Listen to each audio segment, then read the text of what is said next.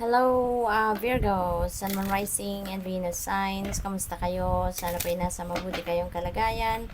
Welcome back po sa Star Tarot. Kung bago kayo dito, welcome din kayo. Thank you sa inyong support.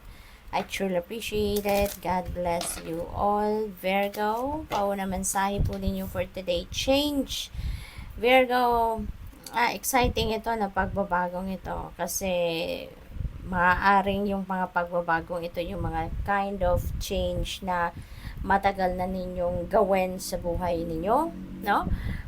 Maaaring change ito of employer, change of career path, change of trabaho, siguro maaari din na ano na kayo, you're going to siguro mag-a-abroad kayo, gusto nyo na yung bang parang siguro pagod na kayo, no?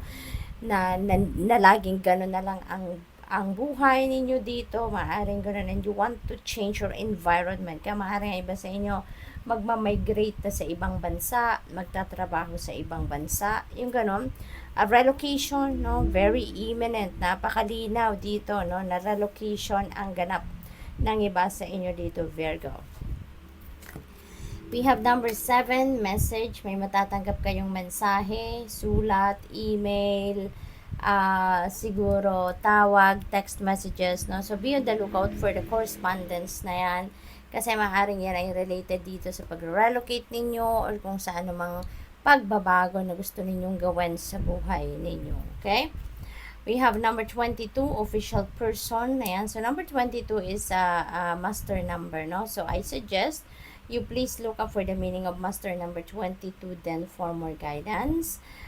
You may be dealing with an official person at this time as well. Maaaring meron kayong mga pakikipag-usap sa mga taong nasa position of authority, nasa gobyerno, opisyal na gobyerno, o baka mga nasa mataas na posisyon sa kanyang pinagtatrabahuan, ano? So, maaaring meron kayong mga pakikipag-usap na gagawin dyan, transactions, and it might be related, no, to this message or dito sa pagbabago.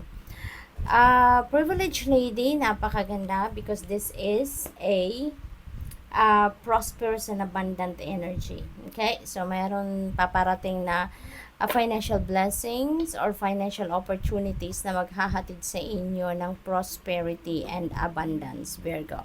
Okay? So, napakaswerte ninyo. Sa ngayon, pagdating sa pera, makakaluwag-luwag kayo, magkakaroon kayo ng pagdating ng kaperahan, ano, na yun ang maaaring makapagpabago ng inyong financial landscape.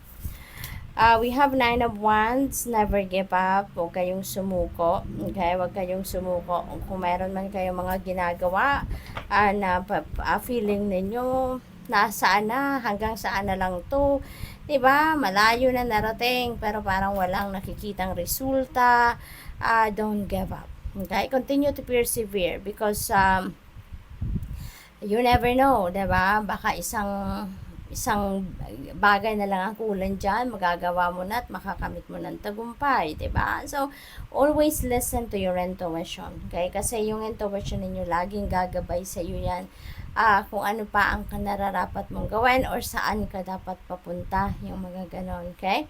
You may also need to set your boundaries. Okay? Napaka-importante din mag-set kayo ng personal boundaries, healthy personal boundaries. Okay?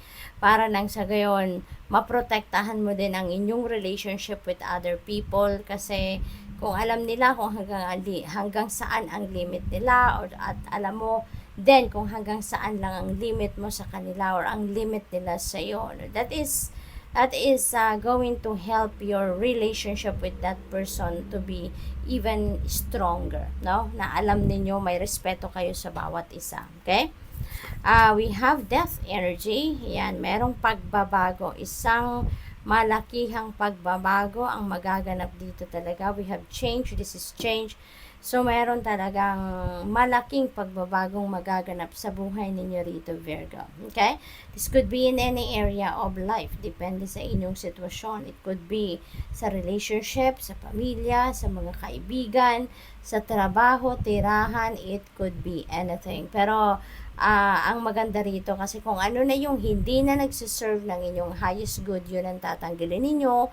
Kung ano yung hindi naman nakakatulong sa inyong soul's growth, tatanggalin nyo na yan, no? So, which is really, really beautiful.